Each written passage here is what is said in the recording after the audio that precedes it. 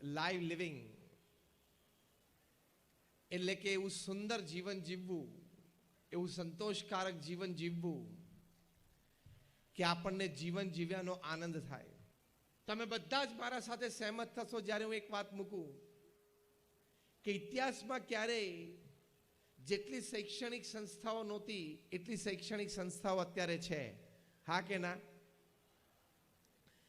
ઇતિહાસમાં ક્યારેય શિક્ષિત વર્ગ આ પૃથ્વી પર નહોતો, એનાથી વધારે શિક્ષિત વર્ગ આજે પૃથ્વી પર છે. હા કે ના?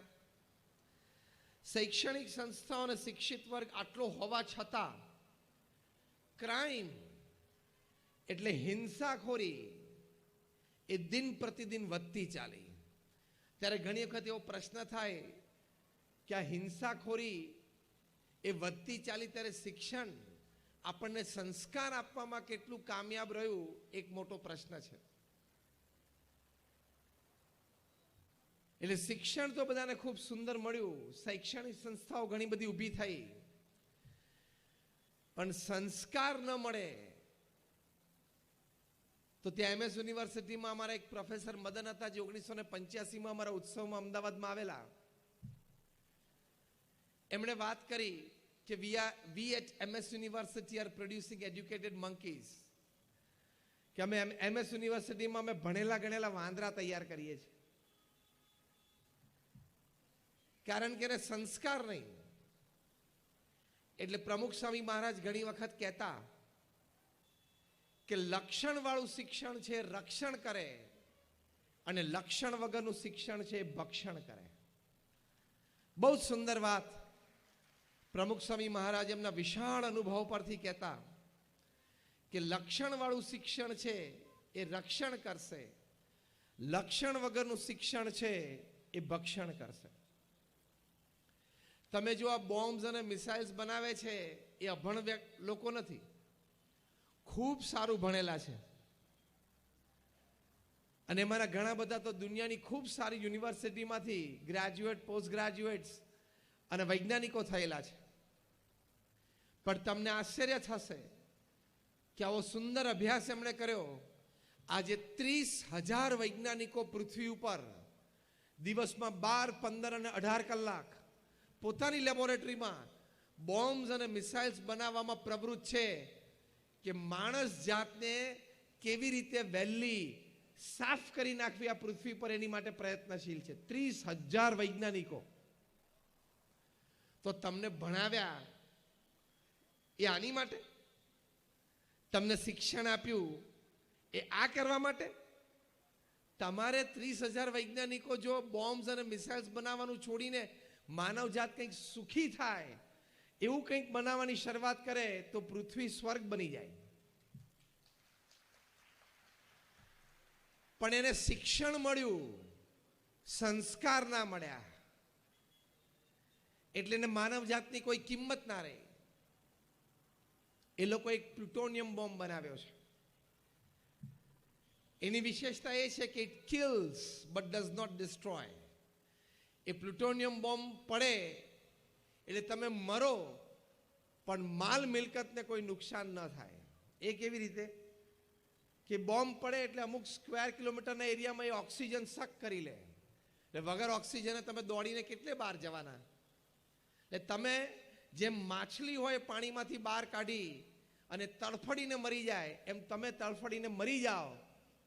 એટલે ઘણી વખત આ વાત કરતા હું કહું છું કે તમે ટોયલેટમાં બેઠા હો અને આ પ્લુટોનિયમ બોમ્બ પડે તો તમે મરી જાઓ પણ તમારા ટોયલેટ પેપરને કાંઈ ન થાય. એટલે 30,000 વૈજ્ઞાનિકોએ ભેગા થઈને માણસની કિંમત ટોયલેટ પેપર કરતા પણ ઓછી કરી નાખી. જે હકીકત છે, જે આજના શિક્ષણની એક વાસ્તવિકતા છે. એટલે લક્ષણ વાળું શિક્ષણ જોઈએ તો એ રક્ષણ કરે. આ લક્ષણ વગરનું શિક્ષણ છે એટલે ભક્ષણ કરે છે. બીજી એક વાત પ્રમુખ સ્વામી મહારાજ હંમેશા કરતા, એ પોતે કહેતા કે શિક્ષણનું હૃદય શું? તો શિક્ષણનું હૃદય એ હૃદયનું શિક્ષણ છે. હાથનું શિક્ષણ આપણને મળે છે, આપણે મજૂરી કરી શકીએ છીએ. હેડ એટલે બુદ્ધિનું શિક્ષણ આપણને મળે છે. આપણે બુદ્ધિથી સારું કામ કળા કરી શકીએ છીએ, સ્કિલ. પણ હૃદયના શિક્ષણની વાત છે, જેમાં સદગુણો અને સંસ્કારની વાત છે. બાકી તો પૃથ્વી ઉપરથી રોજ 1.5 લાખ માણસો વિદાય લે છે. 24 કલાકમાં 1.5 લાખ એટલે 86,200 સેકન્ડમાં 1.5 લાખ એટલે દર 2 સેકન્ડે 3 વ્યક્તિ વિદાય લે છે. આપણે આ પ્રવચનની શરૂઆત કરી 10 મિનિટ થઈ, 10 ગુણ્યા 60 600 સેકન્ડ થઈ, 900 વ્યક્તિઓ પૃથ્વી પરથી જતી રહી. એમાં ભગવાનની ઈચ્છા હોય ને કાલે ફૂલ કોન્સન્ટ્રેશન મોરબી ઉપર મૂકી દેતો, એમાં આપણા કોઈની હોશિયારી ચાલે એમ નથી, કોઈની લાગવગ ચાલે એમ નથી કે મારે સિરામિકના 3 કારખાના છે, તમારે શું રિશ્વત જોઈએ છે, એ ત્યાં ચાલે એમ નથી.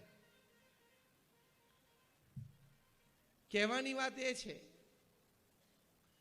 કે સંસ્કાર, સદગુણ એ વગરનું જે જીવન છે એ જીવન is a dog life, donkey life અને કેટ લાઈફ. એ પશુ તુલ્ય જીવન છે. જો વિજ્ઞાને સારામાં સારા એરોપ્લેન બનાવ્યા, સારામાં સારા કમ્પ્યુટર્સ બનાવ્યા અને ખૂબ ટેકનોલોજી આગળ વધી અને ટેકનોલોજીનો લાભ પણ આપણને ખૂબ છે અને ટેકનોલોજીનો ભરપૂર ઉપયોગ પણ કરો, એનાથી તમામ પ્રકારની પ્રગતિ અને સફળતા મળે છે. માટે ભરપૂર ઉપયોગ કરવો એની ના નથી, પણ એના ઉપયોગમાં પણ અત્યંત સાવચેતી રાખવી પડે. પ્રમુખ સ્વામી મહારાજને ન્યુયોર્ક એરપોર્ટ ઉપર 1996ની સાલમાં એક પત્રકારે પ્રશ્ન પૂછેલો કે આ મોડર્ન ટેકનોલોજી છે, ઇન્ટરનેટ ઇત્યાદિ, એ આશીર્વાદ રૂપ છે કે શ્રાપ છે? ત્યારે પ્રમુખ સ્વામી મહારાજ એમના શાણપણામાંથી અને વિશાળ અનુભવ પરથી બોલેલા કે વિવેકથી વાપરે તો બહુ મોટા આશીર્વાદ છે, વિવેક ચૂકે તો બહુ મોટો શ્રાપ છે.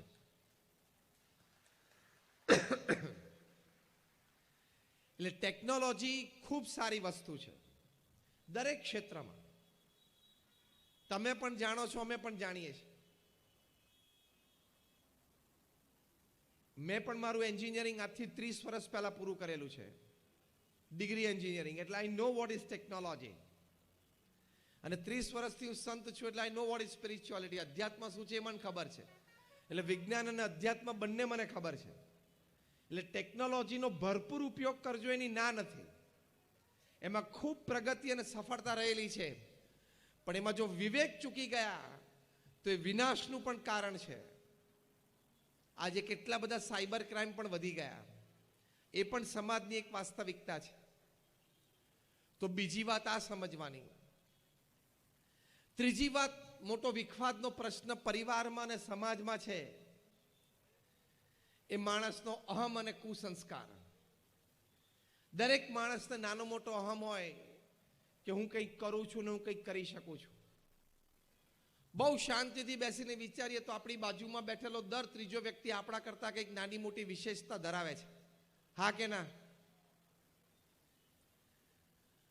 અને જ્યારે રોજના 1.5 લાખ વ્યક્તિઓ પૃથ્વી ઉપરથી વિદાય લેતા હોય ત્યારે આપણા અહમની કિંમત શું? We are not even speck of the dust. ખાલી જે મિલ્કી વેમાં આપણી ગેલેક્સી રહેલી છે ને એનો મેપ જો દોરે ને તો આ પૃથ્વી માટે એક ટપકાની જગ્યા નથી. તો હવે એ પૃથ્વી માટે ટપકાની જગ્યા એ નકશામાં ના હોય તો ક્યાં એમાં ભારત રહ્યું, ક્યાં એમાં ગુજરાત, અને ક્યાં એમાં મોરબી, ને ક્યાં તારું એક સિરામિકનું કારખાનું રહ્યું? એમાં શું તું અહમ લઈને બેઠો છું?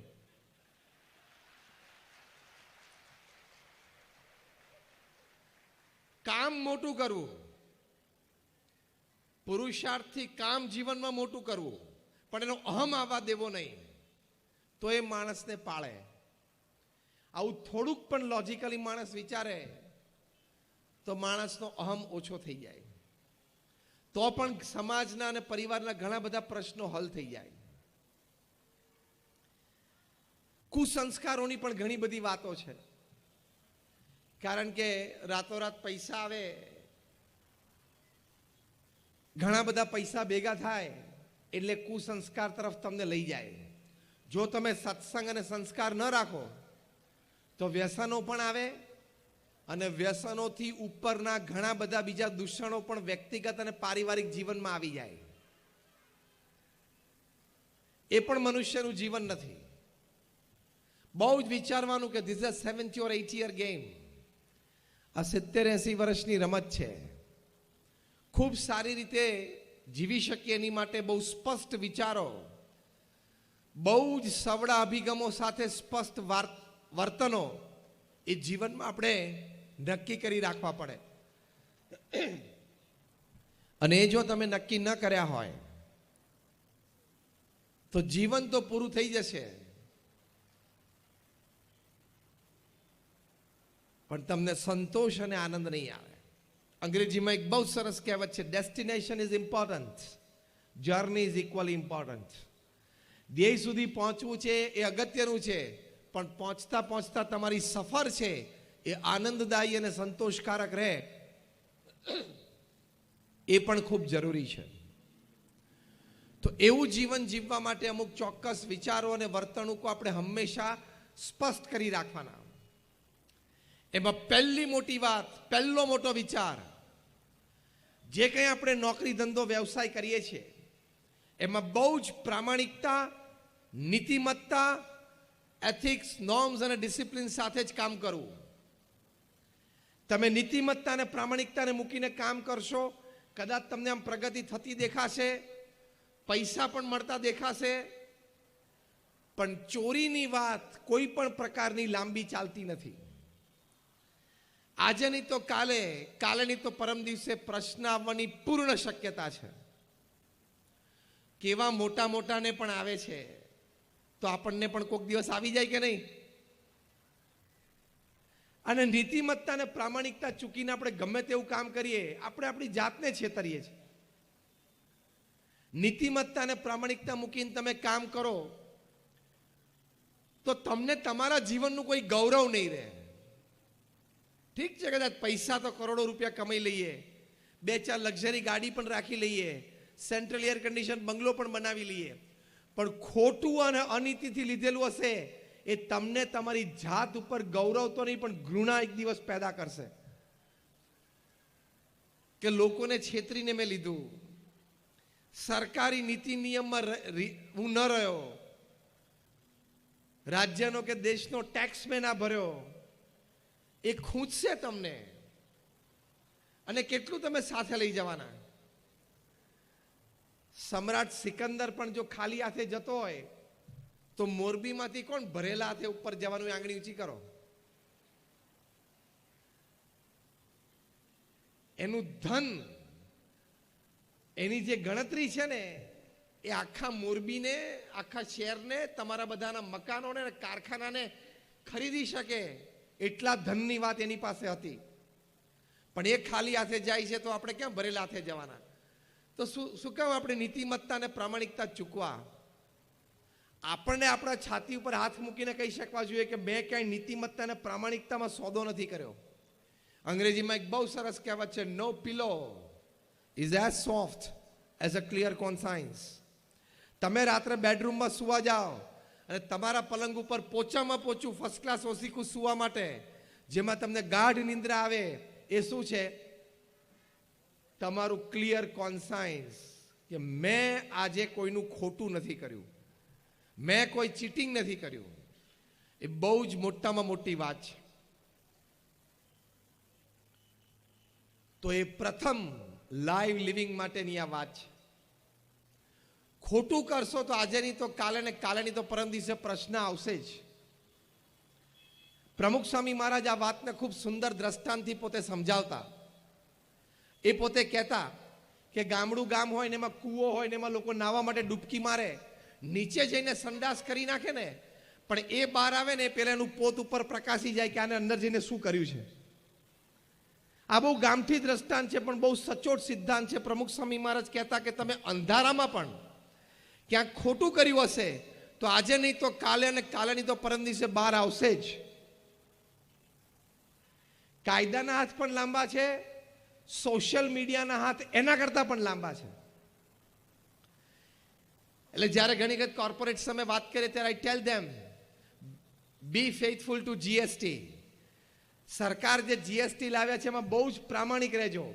આ ધરતી ઉપર આપણે પેદા થયા છીએ, આ ધરતીમાંથી કમાણા છીએ, આ દેશમાં, આ સમાજમાં, આ સરકાર નીચે રહીને કમાણા છે.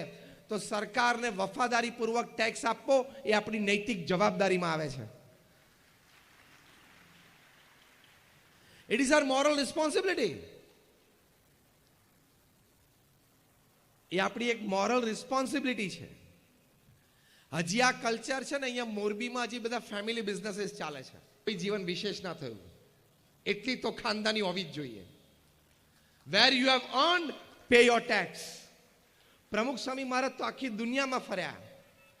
દુનિયામાં જે જે દેશોમાં જતા હતા ત્યાં બધાને આપણા ભારતીયોને કહેતા હતા કે તમે ભારત છોડીને આ દેશમાં આવ્યા છો, પછી અમેરિકા હોય, ઓસ્ટ્રેલિયા હોય, ન્યુઝીલેન્ડ હોય, આ દેશે તમને સુખ સુવિધા આપી, આ દેશમાં રહીને તમે પૈસા કમાણા, આ દેશમાં રહીને તમે મોટા થયા, તો આ દેશની સરકારને વફાદાર રહીને એનો સરકારનો ટેક્સ ભરવો એ તમારી નૈતિક જવાબદારી છે. It is a moral responsibility. તો નીતિમત્તા અને પ્રામાણિકતા કોઈ દિવસ ચૂકવા નહીં. અને ચૂકશો તો પ્રશ્ન નાના મોટા આવવાની શક્યતા ખરી, ભલભલાને આવે છે. તમારી કંપનીનું નામ સત્યમ હોય ને તમે અસત્ય પ્રેક્ટિસ કરો તો પ્રશ્ન આવે કે ના આવે? ખબર પડી હું શું બોલ્યો? તમે કિંગ ઓફ ધ સ્કાઈઝ હોય તો પણ ભારત ઇન્ડિયન પાસપોર્ટ વગર છોડવો પડે. ખબર પડી હું શું બોલ્યો? તમે બહુ સારા ઇન્ડિયન ક્રિકેટ ટીમના બોલર હો પણ સ્પોટ ફિક્સિંગમાં જાઓ તો લાઈફ બેન આવી જાય. તમે હજારો પરિવારને મકાન બાંધી આપ્યો અને બહુ મોટા બિલ્ડર હો, તમે હજારો પરિવારના સહારા બન્યા હોય તો પણ તમે તિહારમાં 4 વર્ષ બેસહારા રહી શકો છો. છે કે નહીં? એટલે તકલીફ આવશે અને દિવસે દિવસે કાયદા કડક થશે અને થવા જ જોઈએ. થશે અને થવા જ જોઈએ. અને સાહેબ છે કરશે જ.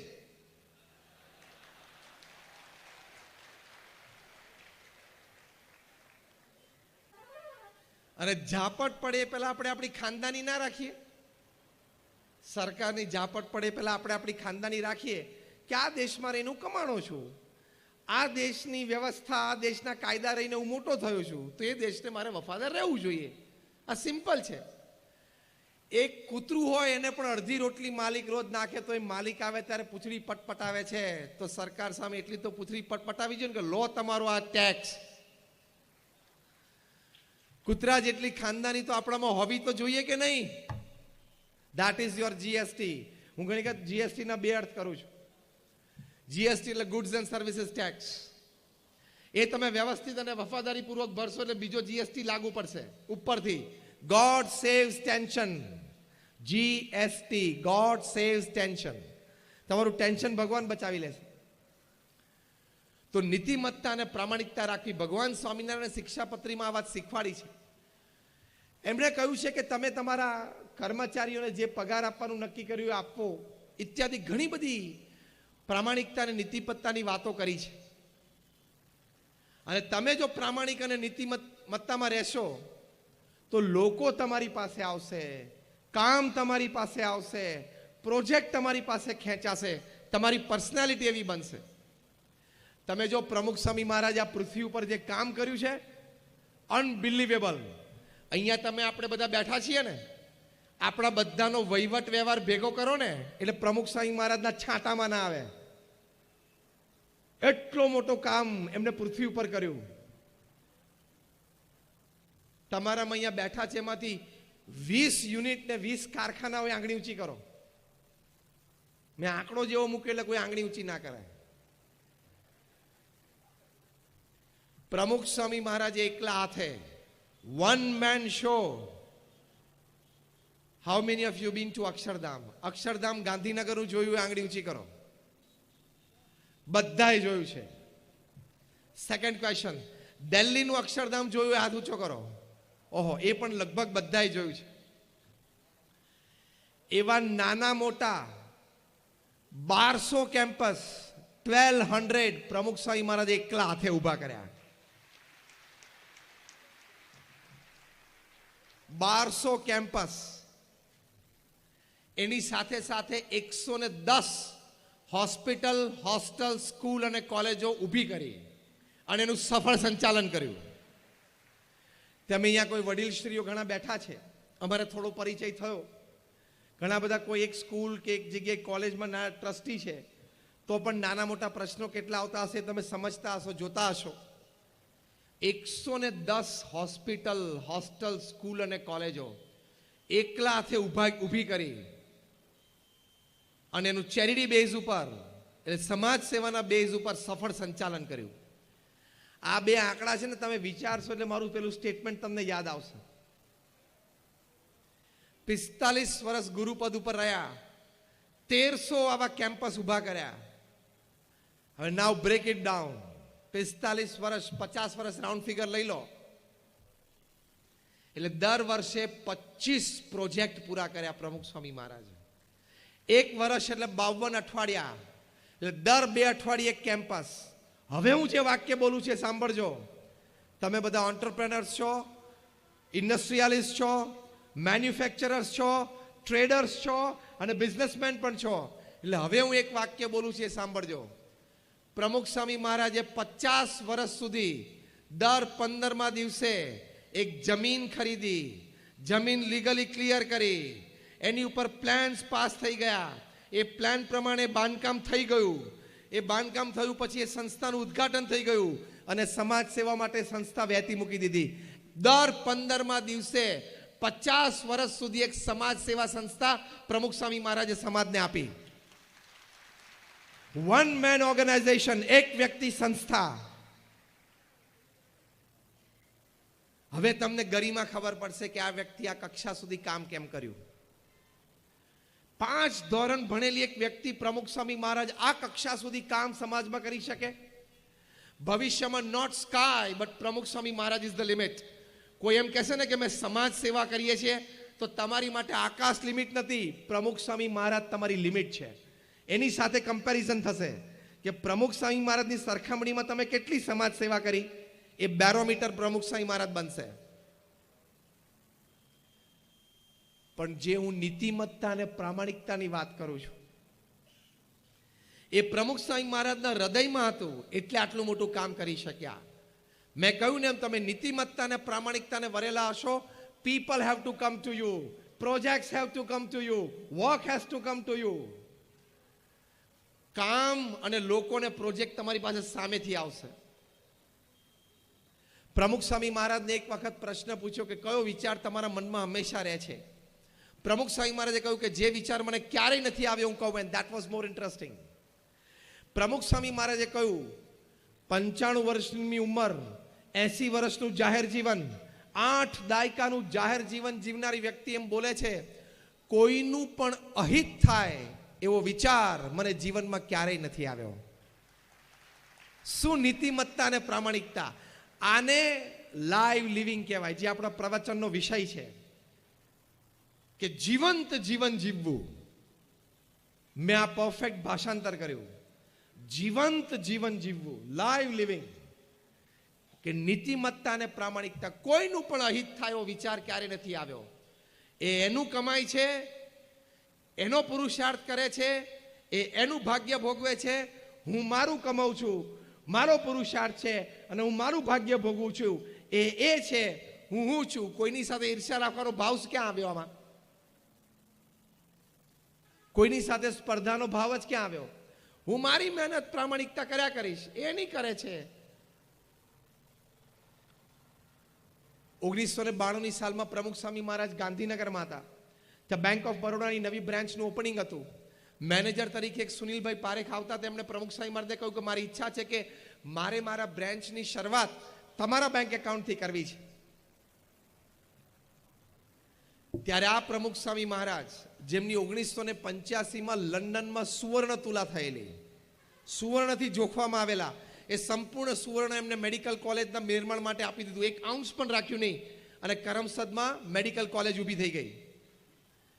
એ પ્રમુખ સ્વામી મહારાજ, જેમનું બ્રિટિશ પાર્લામેન્ટમાં સ્ટેન્ડિંગ ઓવેશન સાથે સન્માન થયું, કેનેડાની પાર્લામેન્ટમાં સ્ટેન્ડિંગ ઓવેશન સાથે સન્માન થયું, કેનિયાની પાર્લામેન્ટમાં સ્ટેન્ડિંગ ઓવેશન સાથે સન્માન થયું. Tens of key to the cities અમેરિકાના શહેરોમાં મળી. એ પ્રમુખ સ્વામી મહારાજે સુનિલભાઈ પારેખને કહ્યું કે સારું, તમારી બહુ ઈચ્છા છે તો અમારી સંસ્થાનું એક બેંક એકાઉન્ટ તમારે ત્યાં ખોલાવશું. એમણે કહ્યું સંસ્થાનું નહીં સ્વામી, તમારું પર્સનલ બેંક એકાઉન્ટ. ત્યારે પ્રમુખ સ્વામી મહારાજ બોલ્યા કે ભાઈ, મારા નામે તો બેંક એકાઉન્ટ જ નથી, અમે તો સાધુ છીએ, અમે ધનના ત્યાગી છીએ, અમારી પાસે ધન હોય જ નહીં. અને આજે પ્રમુખ સ્વામી મહારાજ સ્વધામ પધાર્યા, 3.5 વર્ષ થયા, એક બેંક એકાઉન્ટ, એક જમીન, એક ફાર્મ હાઉસ એમના નામે નીકળ્યું નહીં. જે વ્યક્તિએ સંસ્થાને આ કક્ષા સુધી પહોંચાડી અને સમાજને 1300 સમાજ સેવા સંસ્થાઓ આપી, એ વ્યક્તિને પોતાના નામે કોઈ બેંક એકાઉન્ટ નથી. આ નીતિમત્તા અને પ્રામાણિકતાથી એમણે કામ કર્યું, એટલે આ સંસ્થા વિશ્વવ્યાપી બની. હું જે સંસ્થામાંથી આવું છું, BAPS સ્વામિનારાયણ સંસ્થા, એ દુનિયાની પ્રથમ 10 સંસ્થામાંની એક સંસ્થા છે. BAPS સંસ્થાને યુનાઇટેડ નેશન્સમાં યુનોમાં એક પરમેનન્ટ સીટ છે NGO તરીકે. ભારતમાં બહુ જૂથ સંસ્થાઓને છે. તો પહેલી મોટી વાત, જીવંત જીવન જીવવા માટે નીતિમત્તા અને પ્રામાણિકતાને હંમેશા વળગેલા રહેજો, તો ભગવાન તમારી સાથે કાયમ રહેશે. નાની મોટી તકલીફ આવશે તો ભગવાનની કૃપાથી એ તકલીફો દૂર થશે, કારણ કે ભગવાન એમ જાણશે કે આ વ્યક્તિ નીતિમત્તા અને પ્રામાણિકતાથી કામ કરે છે.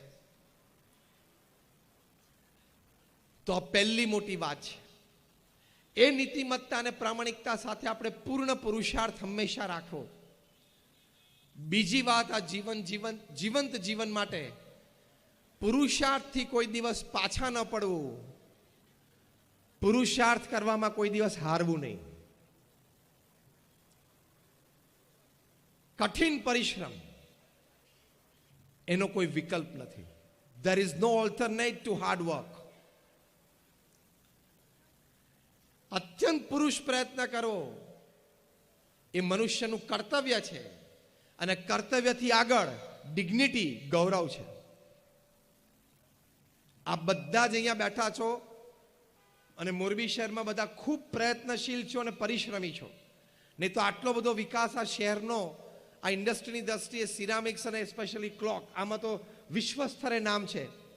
એ આપ બધાને ધન્યવાદને પણ પાત્ર છો, કારણ કે આપ બધા ખૂબ પરિશ્રમી છો,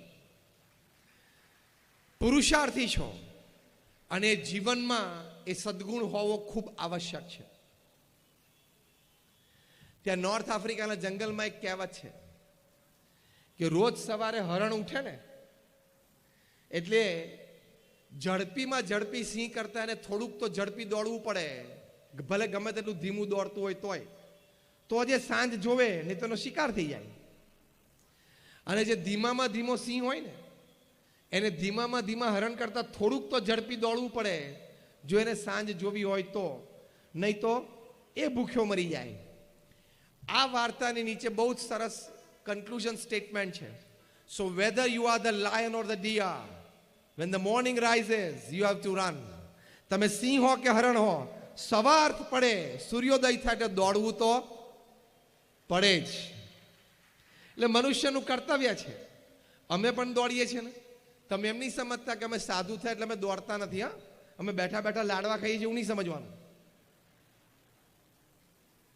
ગઈકાલે સવારે હું બોમ્બેમાં એક ફંક્શનમાં બોલ્યો, ગઈકાલે બપોરે મુંબઈથી અમદાવાદ આવ્યો, ત્યાં પંડિત દીનદયાલ ઉપાધ્યાયમાં ઓડિટોરિયમમાં મોટી કોન્ફરન્સમાં રાત્રે બોલ્યો. ગઈકાલે રાત્રે 10 વાગે નીકળીને 1:15 વાગે રાજકોટ આવ્યો. આજે સવારે હેમુ ગઢવી હોલમાં આવા જ એક ફંક્શનમાં બોલ્યો. અત્યારે અહીંયા મોરબી, કાલે સવારે પાછું મુંબઈ જઈને બપોરે 2:30 વાગે હોટલ હિલ્ટનમાં એક પ્રોફેશનલ કોન્ફરન્સમાં બોલીશ. મહેનત તો બધાએ કરવી પડે.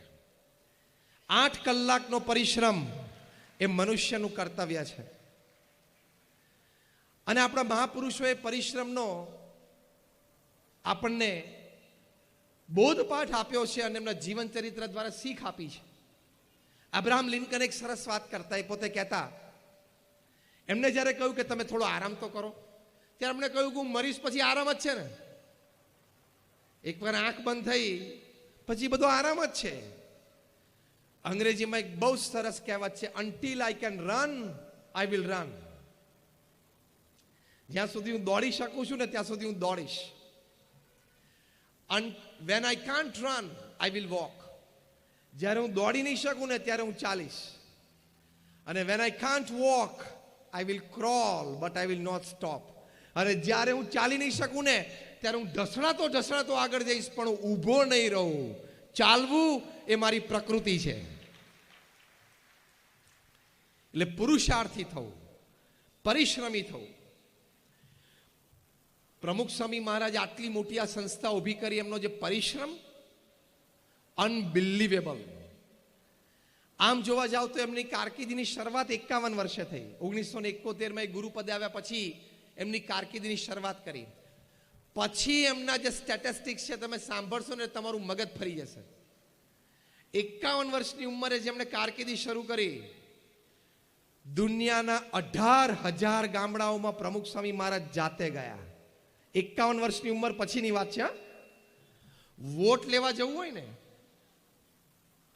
તો એટલા ગામડામાં જવાય નહીં. 100 ગામડામાં વોટ લેવા જવું હોય ને તો પહોંચાય એમ નથી. 18,000 ગામડાઓમાં પ્રમુખ સ્વામી મહારાજ જાતે ગયા છે, દુનિયાના 60 દેશોમાં. લોકો એમને વ્યક્તિગત પારિવારિક પ્રશ્નો માટે પત્ર લખતા, એ પત્ર વાંચીને સ્પષ્ટ ઉત્તર લખતા. એવા 7.5 લાખ પત્રો પ્રમુખ સ્વામી મહારાજે વાંચ્યા અને એનો લેખિત ઉત્તર આપ્યો. એટ એન અનબિલીવેબલ એવરેજ રોજના 70 ઇનકમિંગ પત્રો વાંચવાના અને સ્પષ્ટ નિરાકરણ સોલ્યુશન ઉત્તર આપવાના. 45 વર્ષ સુધી એમણે રવિવાર જોયો નથી. 70 પત્રોના રોજ જવાબ આપવા એટલે શું? સવાર, બપોર, સાંજ એમ 3 મુલાકાત સમયમાં 500 વ્યક્તિઓને મુલાકાત આપતા 800 વ્યક્તિ સુધી પણ વાત જતી. એવા 2 મિલિયન 20 લાખ લોકોને એમણે વ્યક્તિગત મુલાકાત આપી, એના પ્રશ્નો સાંભળ્યા અને એનો ઉત્તર આપ્યો. રોજના 40 થી 50 ઇનકમિંગ અને આઉટગોઈંગ ફોન કોલ્સ અટેન્ડ કરતા હતા. રોજ સાંજે 1.5 થી 2 કલાક આવી રીતે સત્સંગ સભામાં બેસતા. અને સાથે સાથે આટલી મોટી સંસ્થાની વહીવટી જવાબદારી. રોજે રોજ એવરેજ સંસ્થાકીય વહીવટ માટે 3 કલાકની મિટિંગો એ કરતા. કારણ કે અમારી હોસ્પિટલોના બાંધકામ ચાલુ હોય, મંદિરોના કામકાજ ચાલુ હોય, અમારી સ્કૂલ અને અમારી હોસ્ટેલોના બાંધકામ ચાલુ હોય, એના લીગલ એડમિનિસ્ટ્રેટિવ પ્રોબ્લેમ્સ હોય, એ બધા માટે મિટિંગો કરવાની. બહુ જ મોટું વહીવટી તંત્ર ચાલે. એક વ્યક્તિ આટલો પુરુષાર્થ કરી શકે છે, આટલો પરિશ્રમ કરી શકે છે, એ પ્રમુખ સ્વામી મહારાજ આપણી માટે આદર્શ છે. આવા પરિશ્રમથી જ વ્યક્તિ આગળ વધી શકે. એમાં નીતિમત્તા અને પ્રામાણિકતા ભળે એટલે 4 ચાંદ લાગી જાય. આપણે બધા સચિન તેંડુલકરને રમતા જોયા છે, યસ ઓર નો? એમણે જ્યારે 20 વર્ષ ઇન્ટરનેશનલ ક્રિકેટમાં પૂરા કર્યા, ત્યારે ટાઈમ્સ ઓફ ઇન્ડિયા મુંબઈ એમનો સ્પેશિયલ ઇન્ટરવ્યુ લીધેલો. એમને પૂછ્યું કે sir, what is the secret of your success? તમારી સફળતાનું રહસ્ય શું છે? 20 વર્ષનું ઇન્ટરનેશનલ ક્રિકેટ, એ પહેલા 4 વર્ષનું ડોમેસ્ટિક ક્રિકેટ, 24 વર્ષનો ક્રિકેટ, તમારી સફળતાનું રહસ્ય શું છે? ત્યારે સચિન તેંડુલકરે બહુ જ સવાસ જવાબ આપેલો. એમણે કહ્યું કે હું દુનિયામાં ગમે ત્યાં હોઉં, સવારે 6 વાગે એટલે હું નેટ ઉપર પ્રેક્ટિસ માટે પહોંચી જ ગયો હોઉં. Discipline, hard work. પત્રકારે તરત બીજો પ્રશ્ન પૂછ્યો કે આગલા દિવસે તમે સેન્ચુરી કે ડબલ સેન્ચુરી કરી હોય તો? સચિન તેંડુલકર બોલ્યા કે આગલા દિવસે મેં સેન્ચુરી કરી હોય તો પણ બીજા દિવસે સવારે 6 વાગે નેટ ઉપર પહોંચી જ જવાનું. 500 ડિલિવરી ફેસ કરવાની જ, એટલે કે 500 બોલ ફેસ કરવાના જ, અને પછી જ બીજી કોઈ ક્રિયામાં પ્રવર્તવાનું. પત્રકારે આ ઉત્તરમાંથી ત્રીજો પ્રશ્ન કાઢ્યો કે આગલા દિવસે તમે સેન્ચુરી કે ડબલ સેન્ચુરી કરી હોય તો તમને ખબર હોય કે બધા મીડિયામાં મારા ફોટોગ્રાફ્સ હશે, ફોટોગ્રાફ્સની જે કેપ્શન કેવા લખેલા હશે, તેની તમને આમ ઉત્સુકતા ના હોય સવારથી કે કયા મીડિયાએ મારો કેવો પોસ્ટ છાપ્યો છે અને મારી નીચે કેવું કેપ્શન લખેલું છે? સચિન તેંડુલકર બોલ્યા કે મને ખબર હોય કે મેં ગઈકાલે સેન્ચુરી કરી છે, એટલે આજે બધા ન્યૂઝપેપરમાં મારા સમાચાર હશે, મારા ફોટોગ્રાફ હશે, પણ એ વિચાર હું સવારે બંધ રાખું છું.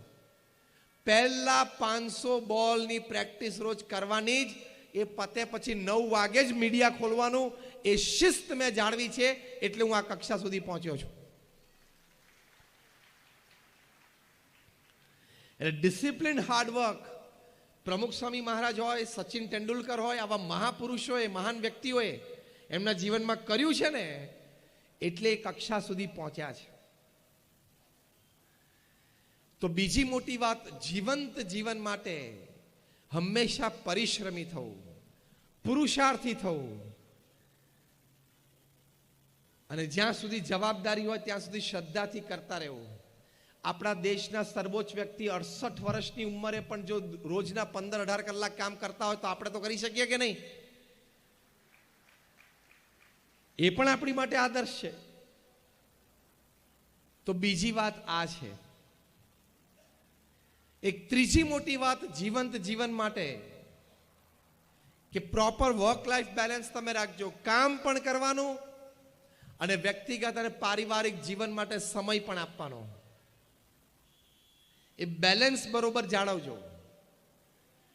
તમે સવારે 8 વાગે કારખાને જાઓ ને રાત્રે 10 વાગ્યા સુધી તમે કારખાને બેસી રહો, એ જીવંત જીવન નથી. બેલેન્સ રાખવાનું. સાંજે 6 તો 6, 6:30 તો 6:30, 7 તો 7. એ બેલેન્સ તમે રાખશો તો એ વેલ બેલેન્સ લાઈફ હશે. એ ખૂબ સારી રીતે તમે બે પ્રકારનો કામનો પણ આનંદ મેળવી શકશો અને સાથે સાથે તમે પારિવારિક જીવનનો પણ તમે ખૂબ સુંદર આનંદ મેળવી શકશો. તો એ બંને પ્રકારનો આનંદ જીવનમાં તમારે મેળવવાનો. That is called live living. એ જીવંત જીવન તમે જીવ્યા કહેવાય.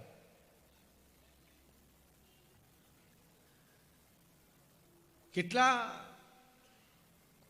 કઈ કક્ષાના કોર્પોરેટ્સ આ બેલેન્સ જીવનમાં રાખે છે? દુનિયાના સૌથી ધનાઢ્ય વ્યક્તિ છે વોરેન બફેટ.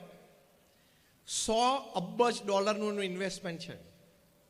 $1 અબજ એટલે અત્યારે 70 રૂપિયા, તમે રાઉન્ડ ફિગર લઈ લો ગણતરી માટે, એટલે 7,000 કરોડ રૂપિયા થયા.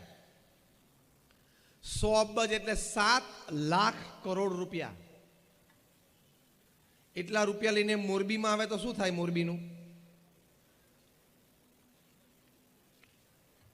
આખું મોરબી ધ્રુજી જાય ને. 7 લાખ કરોડ રૂપિયા. હમણાં મીંડા ગણતાની ભૂલ પડશે, શાંતિથી ઘરે જઈને, અને કેલ્ક્યુલેટરમાં સમાશે નહીં પાછા. 63 કંપનીઝ. બર્કશાયર હેથવે એમની ફ્લેગશિપ કંપની છે. 63 કંપનીઓ ફ્લેગશિપ કંપની નીચે છે. એમાંથી લગભગ 10 થી 12 કંપની ફોર્ચ્યુન 500માં છે. કેટલો મોટો વહીવટ હશે, કેટલું મોટું તંત્ર ચાલતું હશે. સાંજે 6 વાગે એટલે ટેબલ ઉપર પેન મૂકીને ઊભા થઈ જવાનું. એમના જીવનનો સિદ્ધાંત છે કે સવારે 9 થી સાંજે 6 હું બિઝનેસમેન છું, સાંજે 6 થી 9 હું ફેમિલી મેન છું, અને રાત્રે 9 થી 10:30 હું એક આધ્યાત્મિક અસ્તિત્વ છું. I am a spiritual entity. Clear demarcation છે. કુમાર મંગલમ બિરલા, આદિત્ય બિરલા ગ્રુપના ચેરમેન, 5 લાખ કરોડનું આ કોંગ્લોમેરેટ છે. સોલ્ટ ટુ સોફ્ટવેર બધું બનાવે છે. મીઠાથી માંડીને સોફ્ટવેર, કમ્પ્યુટર્સના બધું બનાવે છે. 122 ઠેકાણાએ ઓલ ઓવર વર્લ્ડ એમની ફેક્ટરીઓ છે. એમના અને એમના ધર્મપત્નીનો ઇન્ટરવ્યુ લેવામાં આવ્યો. એમને પ્રશ્ન પૂછવામાં આવ્યો કે તમે સમયનું આયોજન કેવી રીતે કરો છો? આટલો મોટો વહીવટ, આટલી મોટી વ્યવસ્થા, તમે પાછા ટાઉનમાં રહો છો, સાઉથ બોમ્બેમાં, એટલે રોજના 5 આમંત્રણ તમને પાર્ટીઝને એમને હોય. How are you managing your time? તમારો સમય તમે કેવી રીતે મેનેજ કરો છો? ત્યારે કુમાર મંગલમ બિરલાના ધર્મપત્નીએ કહ્યું કે it is a custom in the Birla house. અમારા બિરલા હાઉસમાં એક રિવાજ છે કે રાત્રે 8 વાગે એટલે બધાએ પોતાનો મોબાઈલ ફોન અમારા માતૃશ્રી એટલે કે કુમાર મંગલમ બિરલાના માતૃશ્રી એટલે કે આદિત્ય બિરલાના વિધવા પત્ની એમને જમા કરાવી દેવાનો. જો બધા આમ સ્તબ્ધ થઈ ગયા, આ તો બહુ ભારે વાત થઈ. કારણ કે અસલ મોબાઈલની દુનિયા તો 8 વાગ્યા પછી જ ચાલુ થાય. અને 8 વાગે મોબાઈલ જમા કરાવી દેવાનો. એટલે બધા ઇન્ટરવ્યુઅરે પૂછ્યું ટાઈમ્સ ઓફ ઇન્ડિયાના પત્રકારે કે sir then what do you do after that, તમે એના પછી તમે શું કરો? જાણે 8 વાગ્યા પછી મોબાઈલ ના તો દુનિયા જ નથી. ત્યારે કુમાર મંગલમ બિરલાના ધર્મપત્નીશ્રીએ કહ્યું કે 8 થી 8:45 ફેમિલી ડિનર ઉપર બધા સાથે બેઠા હોય ત્યારે કોઈએ મોબાઈલને અડવાનું નહીં. એ અમે નક્કી કરેલી વાત છે. તમે આજે આ નાની વાત શીખીને જજો.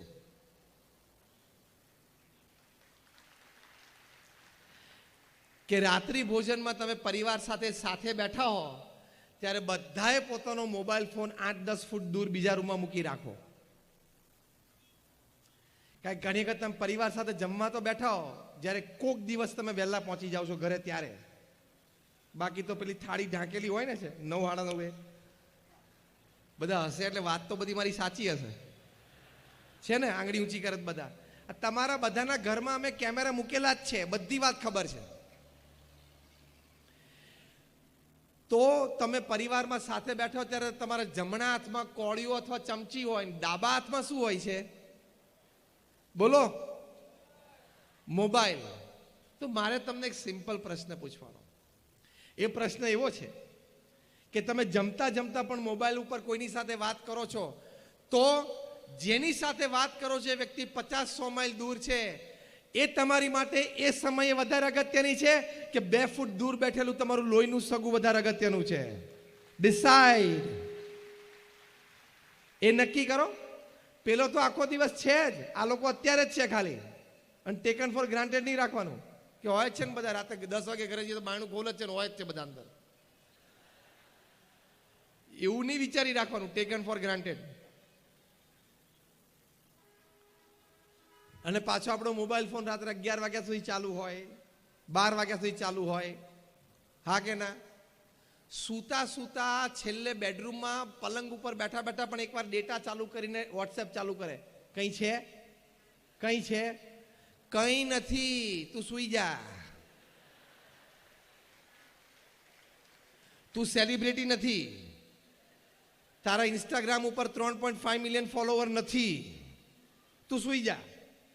એટલે શું ઘરમાં બધાને રાહત, તને રાહત. રાત્રે 11 અને 12 વાગ્યા સુધી તમે મોબાઈલ ચાલુ રાખો, વોરેન બફેટને કામ નહીં હોય? મને પ્રશ્નનો જવાબ આપો. વોરેન બફેટ અને કુમાર મંગલમ બિરલાને તમારા કરતા કામ ઓછું કે વધારે? દોસ્તી બોલો તો. વધારે. તો એ રાત્રે 6 વાગે અને 8 વાગે મોબાઈલ બંધ કરી દેતા હોય, તો તારે અહીંયા મોરબીમાં 11 વાગ્યા સુધી ચાલુ રાખવાનું કામ જ શું છે? આ હું બોમ્બેની અને ન્યુયોર્કની વાત કરું છું. મુંબઈ અને ન્યુયોર્કની ને લંડનની વાત કરું છું. ત્યાં આ જીવન શૈલીથી લોકો જીવતા હોય, કારણ કે એને પારિવારિક સંબંધો, પારિવારિક આનંદ, એની ગરિમા એને ખબર છે. This gadget is made to serve you. The reverse has happened. We have become the slaves of this gadget. Mobile બન્યો છે આપણી સેવા કરવા માટે, પણ રિવર્સ બન્યું, આપણે એના નોકર બની ગયા. કોઈ જોડે વાત કરતો હોય ને પ્રત્યક્ષ, વચ્ચે મોબાઈલ આવે ને તો પાછું મોબાઈલ ઉઠાવે. બહુ ખોટા સંસ્કાર છે, બહુ ખરાબ હેબિટ કહેવાય. એને અંગ્રેજીમાં એક શબ્દ છે ફબર, ફબિંગ કહેવાય. કે તમારી સામે જે પ્રત્યક્ષ માણસ બેઠો જેની તમે કિંમત નથી કરતા, એની સાથે ચાલુ વાર્તાલાપે કોઈક હજારો માઇલ દૂરથી રિંગ વગાડે છે અને તમે ફોન ઉપાડો છો, એટલે યુ આર અ ફબર. તમે ફબિંગ કરો છો. આ નવો ટર્મિનોલોજી છે. તો આની વિવેક અને મર્યાદા જોઈએ. તમે રાત્રે 11-12 વાગ્યા સુધી એટલે મોબાઈલ ચાલુ રાખો છો કે તમને એમ છે કે મને 2G 3G રાફેલ, પછી હવે આ CAA અને હવે NPR આવશે, NRC જ આવશે, એ બધા વિશે મને ખૂબ ખબર છે, મેં ખૂબ વાંચ્યું છે, મારી પાસે ખૂબ માહિતી છે. એટલે કદાચ નરેન્દ્રભાઈને દિલ્હીમાં ખબર પડે કે મોરબીમાં ભાઈ છે એમને આ માહિતી બહુ છે, સલાહ સૂચન કરી શકે એમ છે, તો જોઈન્ટ પાર્લામેન્ટરી કમિટી ગોઠવે અને એમાં મેમ્બરશિપ માટે તમને રાત્રે 11:30 વાગે પ્રધાનમંત્રી કાર્યાલયમાંથી ફોન આવે અને કદાચ તમે ન ઉપાડી શકો તો દેશની બહુ અસેવા થઈ જાય એવું તમને લાગે છે?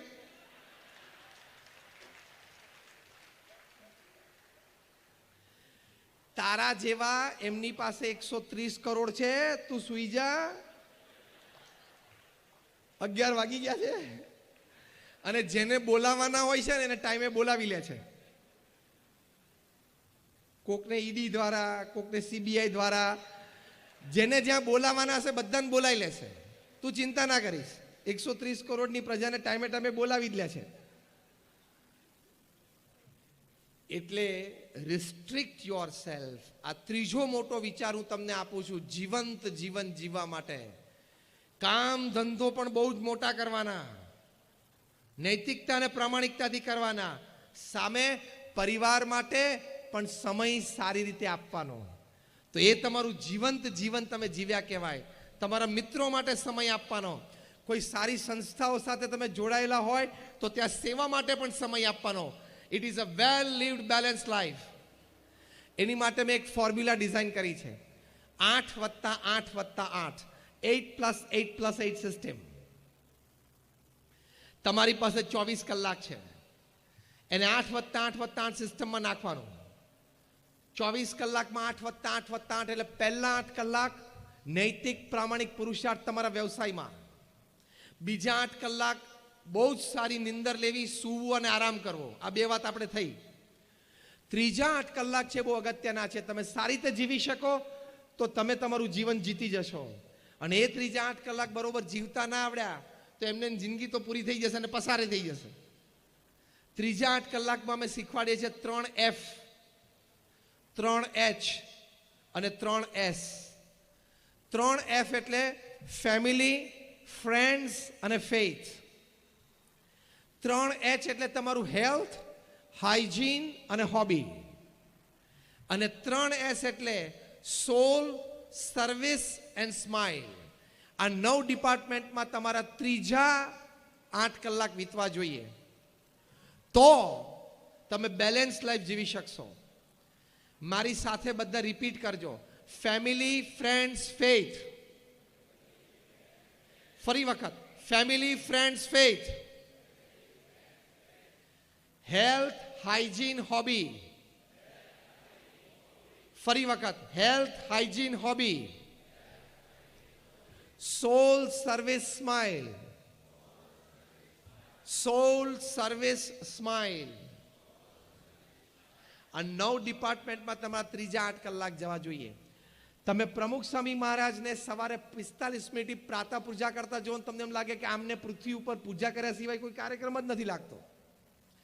તમે એમને વહીવટી મિટિંગમાં બેઠેલા જો તો એમ લાગે કે વોટ એન એડમિનિસ્ટ્રેટર, શું વહીવટદાર છે. સવાર અને સાંજ વોકિંગ કરવા માટે, પ્રાતઃ ભ્રમણ, સાયં ભ્રમણ માટે બહાર આવતા, ત્યારે પોતાની હેલ્થની પણ એટલી કાળજી રાખતા.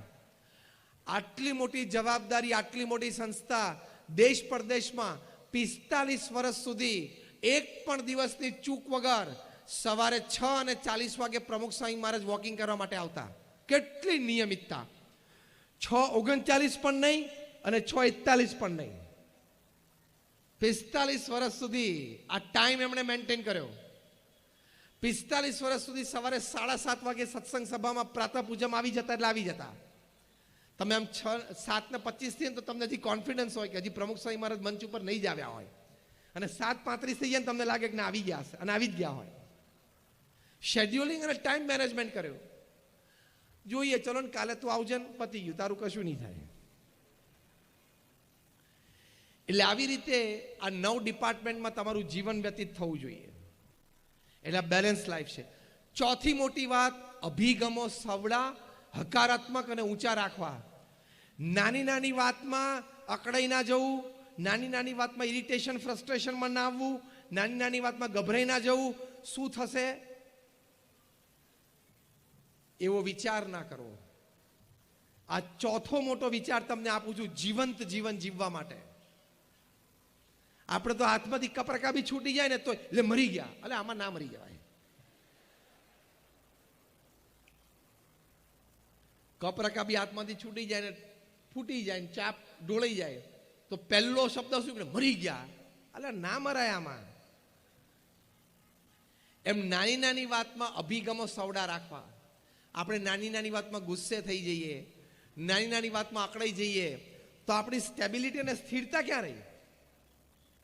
એટલું તો માઇન્ડ સ્ટ્રોંગ રાખવાનું. You should have your mind strong that no circumstances and situations can disturb me. એટલે કે કોઈ પણ સંજોગો અને પરિસ્થિતિ મને ડિસ્ટર્બ ના કરી શકવી જોઈએ. વરસાદ પડતો હોય પણ કોઈ કારણોસર તમારે ઘરની બહાર જવાનું થયું, કોઈ વડીલની દવા હોય, કોઈ નાના બાળકની દવા લેવા જવાનું થયું, XYZ કોઈ પણ કામ માટે, પણ વરસાદ પડતો હોય તો પલળવું ના હોય તો આપણે શું કરીએ? રેઇનકોટ પહેરી લઈએ, છત્રી રાખી દઈએ, અને પૈસા છે ભેગા લઈ ગયા હોય પ્લાસ્ટિકની કોથળીમાં રબર બેન્ડ ચડાવી દઈએ તો કાંઈ તકલીફ છે? વરસાદ બંધ નહીં રહે, આપણે રેઇનકોટ અને છત્રી લઈ લેવાના. એમ પરિસ્થિતિ અને સંજોગો તો પ્રતિકૂળ રહેવાના. તમારી ડિફેન્સ સિસ્ટમ તમારે પાવરફુલ રાખવાની, તો સ્થિરતાથી, સ્ટેબિલિટીથી, એટીટ્યુડ સાથે જીવાય. પ્રમુખ સ્વામી મહારાજ એક વખત ન્યુયોર્કમાં હતા. રૂમ બહુ નાની હતી. કોઈ કહ્યું સ્વામી આ રૂમ બહુ નાની છે. પ્રમુખ સ્વામી મહારાજે કહ્યું કે નાની રૂમ બહુ સારી, પાવર ઓછો બળે. બે ના બદલે એક ટ્યુબલાઇટ જોઈએ. એક જ અઠવાડિયા પછી પ્રમુખ સ્વામી મહારાજ ટોરન્ટોમાં હતા, કેનેડામાં. કોઈ કહ્યું સ્વામી આ મોટી રૂમ બહુ સારી, કારણ કે રૂમ મોટી હતી, સ્પેશિયસ હતી. કે કહ્યું સ્વામી આ મોટી રૂમ બહુ સારી. પ્રમુખ સ્વામી મહારાજ તરત બોલ્યા હા મોટી રૂમ સારી, વધારે લોકો આવી શકે અને બેસી શકે. ખબર પડી? આ નાની રૂમ પણ સારી, મોટી રૂમ પણ સારી. શું વિચારો છો ને એની ઉપર નક્કી થાય છે આ વાત. નહીં તો બેયમાં તકલીફ હોય, આપણે તો બેયમાં ફરિયાદ હોય. એટલે નાની નાની વાત માટે ચૂ ચૂ ચૂ ચૂ ચૂ ચૂ નહીં કરવાનું. આપણો સ્વભાવ કેવો છે? નાની નાની વાતમાં શંકા જાય. You will not leave a live living. જીવંત જીવન તમે નહીં જીવી શકો જો નાની નાની વાતમાં તમે ચૂ ચૂ ચૂ ચૂ કરશો. તો આપણે પાર્ટીમાં કે ગેધરિંગમાં કે લગ્ન પ્રસંગે ગયા હોય ને, કોઈક આપણી સામે આમ 2-3 વખત જોવે ને તો વિચાર શરૂ થાય કેમ જોતો હશે, કેમ જોતો હશે. હવે એનો ઉત્તર આપું તમને, કેમ જોતો હતો? આપું ઉત્તર. એને આંખ છે ને જોવે. તે બહુ વધારે પડતું માની લીધું મારી સામે જોતો હતો, અને 2 જ વાર જોયેલું. તું જે 5 વારની વાત કરે છે ને બાકીની 3 વાર તો આમ જોતો હતો ને તું વચ્ચે આવી ગયેલો.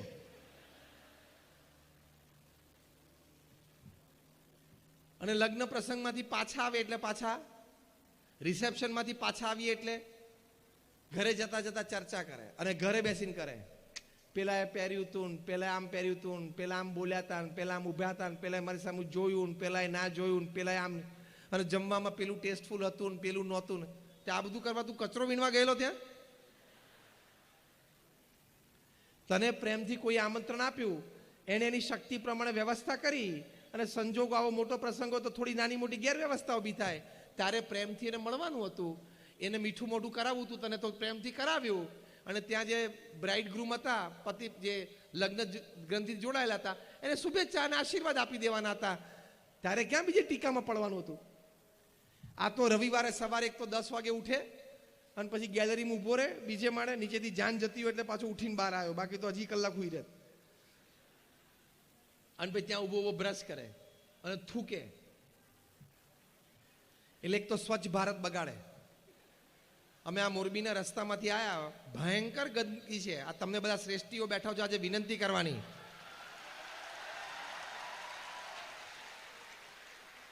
શું કચરો પડ્યો છે મોરબીમાં રોડ ઉપર.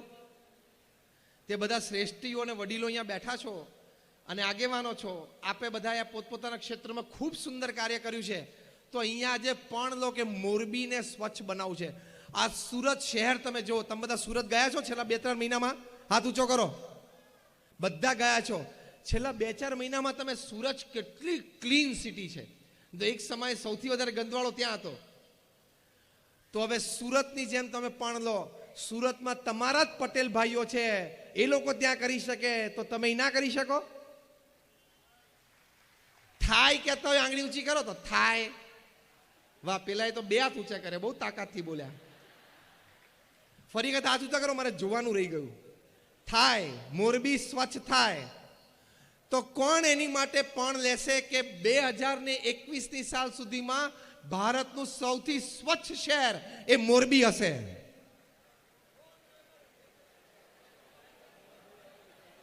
જે કહેતા હોય એકવાર ઊભા થઈને બેસો એટલે મને ખબર પડે.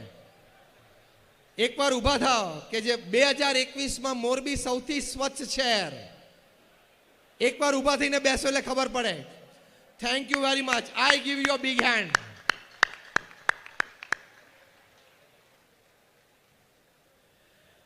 તમે કારખાના આટલા સુંદર ચલાવો છો, આટલો મોટો વહીવટ વ્યવહાર કરો છો, તે મોરબી જેવા નાનકડા ગામને સ્વચ્છ કરવું એ તો તમારા માટે ડાબા હાથનો ખેલ છે.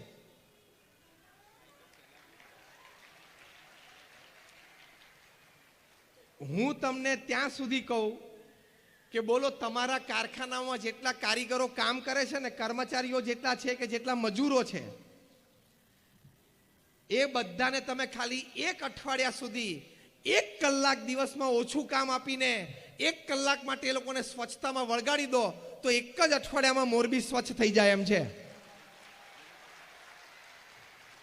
તમને રહેવાની મજા આવે. સવારના પહોરમાં મોર્નિંગ વોકમાં તમને મજા આવે. તમે આમ ગાડી લઈને નીકળ્યા હોય તો તમને આનંદ થાય કે આપણું શહેર કેટલું સ્વચ્છ અને સુઘડ છે. જેટલા કારખાનાવાળા અહીંયા બેઠા છે ને બધાના વિનંતી, હું તમને આ પ્રોજેક્ટ આપું છું કે હવે આવતા દિવસથી, કાલથી કે પરમ દિવસથી જ્યારથી શરૂ કરો, ખાલી 1 કલાક કામ સાંજે વહેલું બંધ કરવાનું. 1 કલાક. અને બધા જ તમારા કર્મચારીઓ, તમારા મજૂરો જે હોય અને તમે પણ, પ્રધાનમંત્રી શ્રી એ પોતે આ કક્ષાએથી ઝાડુ લઈને ઝાડુ વાળી શકતા હોય તો આપણે તો નાગરિક છીએ ને, આપણે તો કરવું જોઈએ કે નહીં? તમે પણ જોડાજો. હું માનું છું ત્યાં સુધી 1 અઠવાડિયામાં મોરબી સ્વચ્છ થઈ જાય. થાય કે ના થાય? જરા આમ જોરથી બોલો તો. મારું મોરબી, સ્વચ્છ મોરબી, મારું મોરબી, સ્વચ્છ મોરબી. તો આ તમને આવતા અઠવાડિયા માટેનો પ્રોજેક્ટ છે. તો આપણે આ વાત સમજતા હતા કે આવી સેવાની ભાવના અને આવા સંસ્કારથી તમે તમારું જીવન છે જીવંત બનાવી શકો છો. તો આજે મેં તમને હેલ્થ હાઇજીન હોબી કીધી, એમાં હાઇજીનની આ વાત કરી. તો 8+8+8ની સિસ્ટમમાં હું બહુ ડિટેલમાં નથી જતો. મેં તમને શબ્દ નામાભીકરણ આપી દીધું, એમાંથી 1-2ની ડિટેલમાં વાત કરી, બાકીની તમે સમજી શકો છો. અને છેલ્લી મોટી વાત અને 5મો મોટો વિચાર એ તમારા ભગવાન પ્રત્યેની શ્રદ્ધા અને ભગવાન પ્રત્યેની ભક્તિ છે. તમે એમ ના માનતા કે અમે સંત છીએ આ વાત કરીએ છીએ. As I tell you, I am a man of science અને મેન ઓફ સ્પિરિચ્યુઆલિટી. હું વિજ્ઞાનથી પણ વાત કરીશ અને અધ્યાત્મની વાત કરીશ. તમે બેઠા છો, તમારામાંથી નાસ્તિકમાં નાસ્તિક પાસે જે નાસ્તિકપણાનો પ્રશ્ન હોય ને મારી પાસે લાવજો. હું તમને 15 મિનિટમાં વૈજ્ઞાનિક દ્રષ્ટિકોણથી તમને લોજિકલી સાબિત કરીશ કે વિજ્ઞાને આજે અધ્યાત્મની કેટલી સાબિતી આપી છે. ઇન્ટરનેશનલ કોન્ફરન્સીસમાં 50,000થી પણ વધારે research papers, survey papers by man of science, વૈજ્ઞાનિકો દ્વારા પ્રસ્તુત થયા છે, જેમાં ભગવાન પ્રત્યેની શ્રદ્ધા, ભગવાન પ્રત્યેની ભક્તિ, ભગવાનનું કંઈક નામ સ્મરણ, મંદિરે દર્શન, સંત સમાગમ, સત્શાસ્ત્રોનો અભ્યાસ, એવા કોઈક પ્રકારે તમે ભગવાન સાથેનો સંબંધ હશે, તમને ફિઝિકલ, મેન્ટલ, ઇમોશનલ, મોરલ કેટલો બધો લાભ થાય છે. આપણા સત્શાસ્ત્રોમાં જે વાતો લખી છે ને બધી વિજ્ઞાને સાબિત કરી છે. એટલે કોઈ અત્યારે બોલી શકે એમ નથી કે આ વાત તો ઠીક છે ને આ વાત તો ખોટી છે ને આમાં કોણે જોયું છે ને. એ જે બોલે છે ને એ અજ્ઞાન છે, એને માહિતી નથી અને કાં તો અહમથી બોલે છે. તમને જે વાત અધ્યાત્મની ખોટી લાગતી હોય ને એ તમે મારી પાસે લાવજો. એ વૈજ્ઞાનિક દ્રષ્ટિએ સાબિત થઈ ગઈ છે, એ હું તમને લોજિકલ પ્રૂફ આપીશ. આપણા સત્શાસ્ત્રોમાં ભગવાનનું નામ સ્મરણ, તમે ભગવાન રામમાં માનતા હોય, ભગવાન કૃષ્ણમાં માનતા હોય, ભગવાન મહાવીરમાં માનતા હોય, ભગવાન સ્વામિનારાયણમાં માનતા હોય, જે પણ ભગવાનના સ્વરૂપમાં તમે માનતા હો, બધા એક છે. એનું તમે નિત્ય 10-15 મિનિટ પણ નામ સ્મરણ કરો તો તમને શું લાભ છે તમને ખબર છે? હવે હું તમને સાયન્ટિફિક વાત કરું. જીવંત જીવન જીવવા માટે આ સર્વોચ્ચ વિચાર. હું તમને બધા નામ પણ આપીશ, તમે ગૂગલ પર જઈ શકો છો, એ યુનિવર્સિટીની વેબસાઇટ ઉપર પણ જઈ શકો છો. યુનિવર્સિટી ઓફ ફિલાડેલ્ફિયા અમેરિકામાં, યુનિવર્સિટી ઓફ પેન્સિલ્વેનિયા અમેરિકામાં, એના 2 વૈજ્ઞાનિકો ડૉક્ટર એન્ડ્રયુ ન્યુબર્ગ, ડૉક્ટર એચ.જી. કોઈંગ, એમણે એક પ્રયોગ કર્યો. પ્રયોગ એવો હતો કે આખા અમેરિકામાંથી 4,000 લોકોને ભેગા કર્યા, હજારના 4 ગ્રુપ કર્યા. પહેલું ગ્રુપ હતું 4 થી 12 વર્ષના બાળકો, બીજું ગ્રુપ હતું 12 થી 22 વર્ષના તરુણો અને યુવાનો, ત્રીજું ગ્રુપ હતું 22 થી 60ના બધી ઉંમરના, જે બૌદ્ધા આપણે જે બેઠા છે 22 થી 60ની ઉંમરના, ચોથું ગ્રુપ હતું 60 to 80, 60 થી 80ના એટલે કે રિટાયર્ડ અને વૃદ્ધ લોકો. આ 4 ગ્રુપ એમણે હજારના બનાવ્યા. પછી સાયકોન્યુરો સોફ્ટવેરથી એમના માઇન્ડ મેપિંગ અને એમઆરઆઈસ થયા. એટલે એમના વિચાર અને એમના મૂડ્સ પ્રમાણે એમના બોડીમાં હાર્મોન સિક્રિશન્સ ચેક કરવામાં આવ્યા. પછી એ લોકોને કહ્યું કે તમે જે પણ ભગવાનમાં માનતા હોય ભગવાનનું તમે 12 મિનિટ નામ સ્મરણ કરો. આંખ બંધ કરીને એ ભગવાનની મૂર્તિનું તમે નામ સ્મરણ કરજો. એ પણ એ લોકોને કરાવ્યું. 3-4 વખત પ્રયોગ કરાવ્યો. પછી કહ્યું કે બધા ઘરે જાઓ. આ બધા કોઈ એક ધર્મના નહોતા, across caste, creed, colour, religion, nationality. 8 અઠવાડિયા સુધી તમારે રોજ આ પ્રયોગ કરવાનો, because you are subject of the experiment. 8 અઠવાડિયા સુધી રોજ 12 મિનિટ ભગવાનનું નામ સ્મરણ કરવાનું. 8 અઠવાડિયા પછી પાછા એ લોકોને ત્યાં યુનિવર્સિટીના કેમ્પસ ઉપર બોલાવ્યા. 1-2 વખત પ્રયોગ કરાવી. સાયકોન્યુરો સોફ્ટવેર વર્ઝન 2.0 થી ફરી વખત એ લોકોના માઇન્ડ મેપિંગ અને એમઆરઆઈસ થયા. અને જે કન્ક્લુઝન રિપોર્ટ છે એ તમે ગૂગલ ઉપર વાંચી શકો છો. પહેલી વાત લખી કે જે 4 થી 12 વર્ષના બાળકો હતા એમને રોજ 12 મિનિટ પણ ભગવાનનું નામ સ્મરણ કર્યું તો એમના મેમરી પાવરમાં 25% વધારો જણાણો. એટલે ભગવાનના નામ સ્મરણની વાત આપણા મહાન સંતોને ઋષિમુનિઓ કહી છે, સાચી કે ખોટી? તમારા બાળકની યાદશક્તિ ઓછી પડતી હોય અને 60-65% સ્કૂલમાં આવતા હોય, ભગવાનનું નામ સ્મરણ તમે ચાલુ કરો, એની યાદશક્તિ વધે ને 80-90-95% રેન્જમાં આવી જાય તો તમારી માટે આનંદની વાત છે કે નહીં? તમારા પરિવાર માટે. જે 12 થી 22 વર્ષના તરુણો અને યુવાનો હતા એ લોકોએ 12 મિનિટ પણ ભગવાનનું નામ સ્મરણ શ્રદ્ધાથી કર્યું. કન્ક્લુઝન રિપોર્ટમાં લખ્યું છે કે they saw 17 to 25% increase in their willpower and confidence. એટલે કે આત્મવિશ્વાસમાં 17 થી 25% વધારો જણાણો.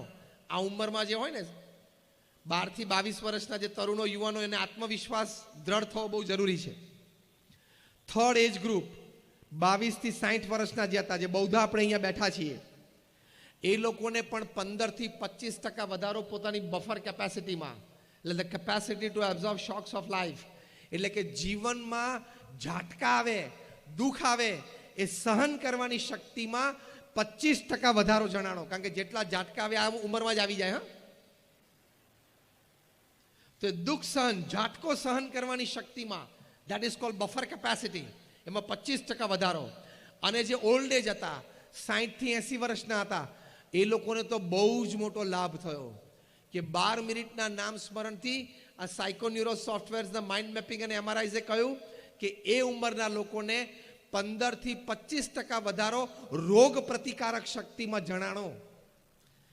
80 વર્ષે તમારી માટે મોટા મોટી મિલકત શું? સ્વાસ્થ્ય. 80 વર્ષની ઉંમરે તમે તમારી બધી જ ક્રિયા જાતે કરી શકો, હરીફરી શકો, 2 પ્રસંગે જઈ શકો, તો એ તમારી માટે મોટા મોટી મિલકત છે. તો તમારા જીવનમાં એ સમયે વૃદ્ધાવસ્થામાં તમને રોગ પ્રતિકારક શક્તિમાં આટલો વધારો ભગવાનના નામ સ્મરણથી મળે છે.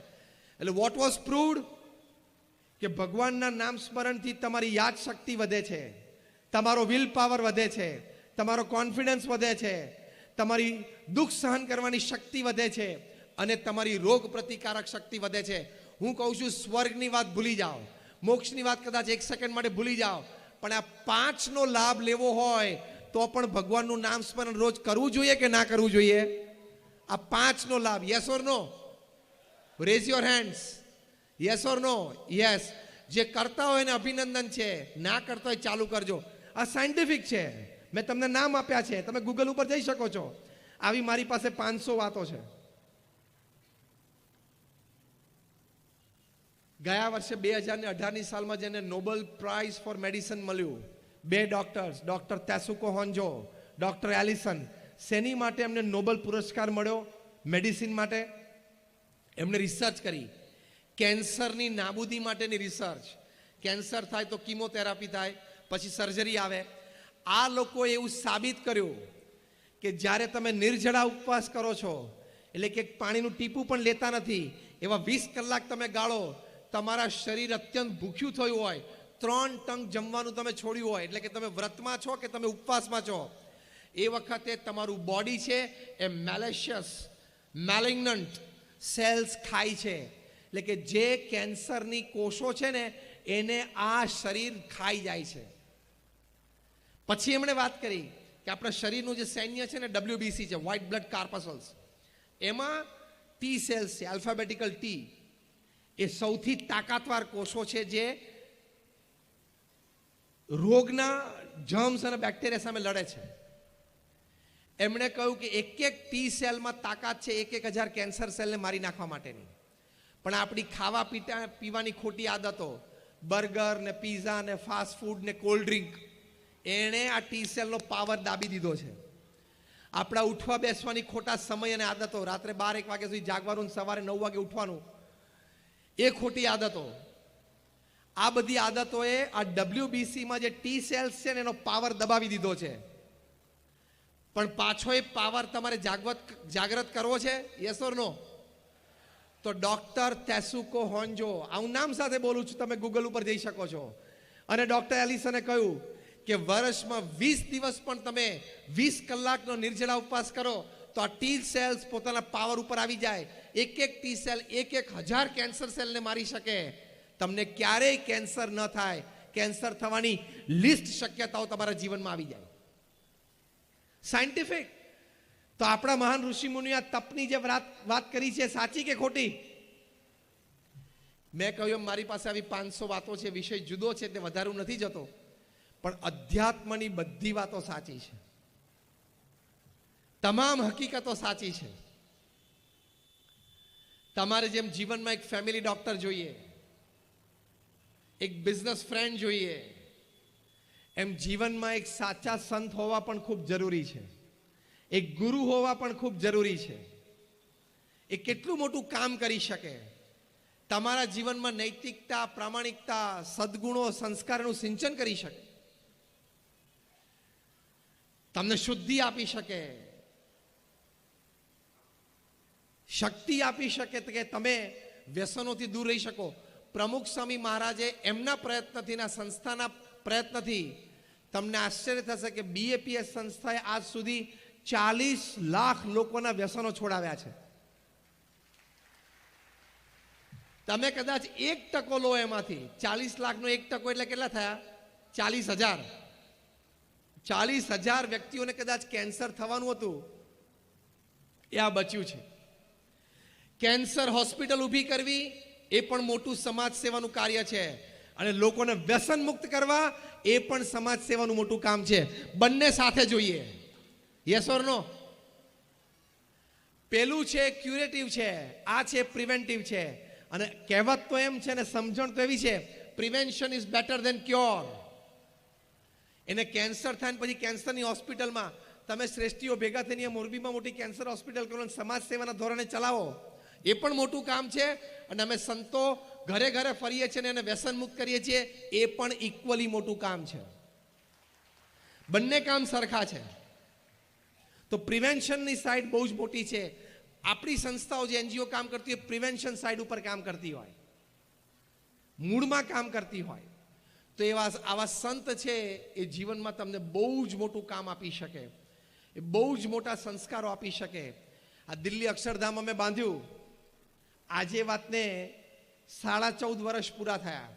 અમારી એવરેજ આવી રોજના 17,000 લોકો, 17,000 footfalls per day. But thousands of people changed their lives for the better. હજારો લોકોના જીવનમાં કેવા પરિવર્તનો આવ્યા. ખૂબ પ્રસંગો છે. એક નાનો પ્રસંગ હું તમને કહું. 2006ની સાલનો एक सामान्य व्यक्ति है विजिटर्स बुक में लखेलू कि मैं हरियाणा के एक छोटे से गांव में से आता हूं. मेरा व्यवसाय यह है कि मैं घर घर जाके दूध बांटता हूं. हमारे गांव में कोई 70-80 घर है. हम 2-3 दूध वाले हैं. साइकिल में दूध के कैन लेके हम घर घर जाते हैं, सुबह शाम दूध बांटते हैं. मेरी उम्र 50 साल की है. मैं दिल्ली सिर्फ 2 दफा आया हूं. एक बार कोई हमारे गांव में बड़े घर में शादी थी तो मैं बारात में आया था, और दूसरी दफा अभी आया. लोगों ने कहा चलो अक्षरधाम देखने के लिए चलते, इसलिए मैं आज आया. यहां अक्षरधाम देखा, प्रदर्शनी देखी, इतनी प्रेरणाएं मिली कि आज से मैं प्रतिज्ञा लेता हूं कि मैं अपने दूध में पानी नहीं डालूंगा. એને ના ગામડે જઈને વાત કરી, હું મારા દૂધમાં પાણી નહીં નાખું ભાઈ. મને આવી સરસ પ્રેરણા મળી. બાકીના 2 દૂધવાળાએ પણ એ પ્રેરણા લીધી. એટલે અમે કહીએ છીએ કે હરિયાણાનું એ નાનું ગામડું જ્યાં ઘરે ઘર બધા સારું દૂધ પીવે છે ને, એ અક્ષરધામના કારણે. લોકોને એમ થાય કે મંદિરથી શું કામ થશે. મંદિરથી જે કામ થાય છે ને, અદ્વિતીય અને અલૌકિક છે.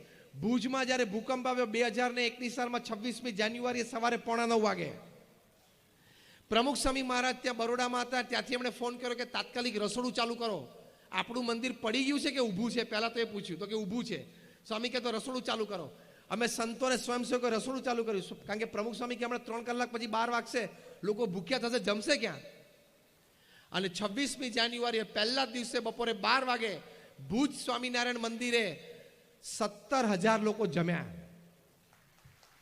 પ્રમુખ સ્વામી મહારાજને રિપોર્ટ મળ્યો. પ્રમુખ સ્વામી મહારાજે કહ્યું રસોડું ચાલુ રાખો. અને આવતા 10 મહિના સુધી 3 ટંક થઈને રોજ 85,000 લોકો અમારે ત્યાં પ્રેમથી જમતા, નિઃશુલ્ક. અને 4 જ દિવસમાં 26મી જાન્યુઆરી 2001માં ભૂકંપ આવ્યો. ચોથા જ દિવસે 30મી જાન્યુઆરીએ પ્રમુખ સ્વામી મહારાજે મુંબઈથી 800 ટનનું જહાજ મુન્દ્રા પોર્ટ ઉપર મૂકી દીધું. અને અમે લોકોએ 10 જ દિવસમાં 509 ગામોમાં આ રિલીફ કિટ પહોંચાડી. પછી જ્યારે પુનર્વસન શરૂ થયું, પ્રમુખ સ્વામી મહારાજે કહ્યું કે આપણે ગામો દત્તક રાખવા છે. બીએપીએસ સંસ્થાએ 9 ગામ દત્તક રાખ્યા અને 1500 ઘર બાંધી આપ્યા. આ હું 2001, 2, 3, 4ની વાત કરું છું. અને 1500 ઘર આપીને પ્રેમથી બધાને ફ્રી, મફતમાં, કારણ કે એ લોકોના જ ગામો હતા, અને બધાને પ્રેમથી આપી દીધા.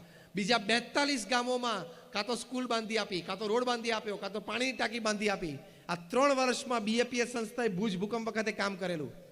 આ મોરબીમાં જ્યારે 1979માં રેલ આવેલી ને, મચ્છુ ડેમ તૂટેલો, ત્યારે આમાંથી અડધા તો આપણે પોણા ભાગને તો જન્મ્યા નહીં હોઈએ. અને આ બધા વડીલો બેઠા છે, બધા નાના નાના છે, પણ સ્મૃતિ તો હશે, અહીંયા રહેતા હશો તો. પ્રમુખ સ્વામી મહારાજ તાત્કાલિક ઓલ ઇન્ડિયા રેડિયોના સ્ટેશન ઉપર ગયા અને ત્યાંથી જાહેરાત કરી. પ્રમુખ સ્વામી મહારાજે આપણા સ્વયંસેવકો તાત્કાલિક મોરબી પહોંચો. અને જે દિવસે રેલ આવી એ જ દિવસે સાંજે 1500 સ્વયંસેવકો અહીંયા મોરબીમાં હતા. પ્રમુખ સ્વામી મહારાજ જાતે અહીંયા રહ્યા અને બધું જ સફાઈ, કારણ કે કાદવ કીચડ છે, એક બીજા માળ સુધી પહોંચી ગયેલો, એ બધી જ સફાઈ કરાવી. અહીંયા મુસલમાન જ્ઞાતિ આવીને પ્રમુખ સ્વામી મહારાજને કહ્યું કે થોડા દિવસ પછી અમારી ઈદ છે, પણ અમારા મસ્જિદમાં તો આટલો બધો ગારો ભરાયેલો છે. આ પ્રસંગની ખબર અમને વડોદરા જિલ્લા પંચાયતના પ્રમુખ શ્રી ઇકબાલભાઈએ પ્રમુખ સ્વામી મહારાજની શ્રદ્ધાંજલિ સભામાં જાહેરમાં કીધો ત્યારે ખબર પડી કે અમે 5-7 અમે મુસલમાન યુવાનો પ્રમુખ સ્વામી મહારાજ પાસે ત્યાં મોરબીમાં ગયા કે અમારી મસ્જિદમાં અહીંયા ઘણો ગારો ભરાયેલો છે, અમે તો સાફ કરી નહીં શકીએ કારણ કે અમે ઓછા છીએ. પ્રમુખ સ્વામી મહારાજ જાતે મસ્જિદમાં ગયા. આ 1979ની વાત કરું છું. અને એસેસમેન્ટ કર્યું કે ભાઈ આમાં કેટલું માણસો સ્વયંસેવકો જોશે. રાત્રે સ્વયંસેવકોની ફાળવણી પ્રમુખ સ્વામી જાતે કરતા અને 100 સ્વયંસેવકોને કહ્યું કે તમારે 3 દિવસમાં મસ્જિદ સંપૂર્ણ સફાઈ કરવાની. એ કરી અને ઈદ આવી ત્યારે મોરબી, વાંકાનેર, આજુબાજુના ગામોમાંથી 5000 મુસલમાન ભાઈઓ ભેગા થયેલા. પ્રમુખ સ્વામી મહારાજે બુંદીના લાડુ બનાવડાવ્યા અને બધા 5000 મુસલમાનોને પ્રેમથી પોતાના હાથે બુંદીના લાડુ જમાડેલા. એક સાચા સંત સમાજમાં કેવા પ્રસંગો ઊભા કરે, કેવું કામ કરી શકે, એ અનબિલીવેબલ છે. તો જીવનમાં આ પણ જરૂરી છે. દાદરાનગર હવેલીમાં પ્રમુખ સ્વામી મહારાજ 72 ગામડામાં ઝૂંપડે ફરેલા છે. આપણે તો હજી જુવાન અવસ્થાને શું કામ કરીએ છીએ. પ્રમુખ સ્વામીની ઉંમર 65, 70, 75 હતી ત્યારે રાત્રે 12 વાગ્યા સુધી આદિવાસીના ઝૂંપડામાં જતા અમે એમને નજરે જોયા છે. એને વ્યસન મુક્ત કરતા નજરે જોયા છે. સંત શું કામ કરે છે સમાજમાં. ઘણી વખત આપણે દૂર રહેતા હોઈએ અથવા ખોટી માન્યતાઓ લઈને ચાલતા હોઈએ, અથવા આપણને સંતો શું કામ કરે છે એ આપણને અંદાજ ના હોય, અથવા તો 2-4 સંતનું ચારિત્ર કંઈક ખોટું જોઈ લીધું, 2-4 સંતોએ કંઈક સમાજમાં ખોટું કરી લીધું એટલે આપણે એવું સ્વીકારી લઈએ કે બધા સાધુ આવા જ છે. એવું નથી. BAPS સંસ્થામાં અમે 1100 સંતો છીએ. 750 થી પણ વધારે સંતો graduate, post graduate, chartered accountant, doctors ને એન્જિનિયર્સ છે. એમાંથી 150 થી પણ વધારે સંતો બોર્ન અમેરિકન અને બ્રિટિશ સિટીઝન છે.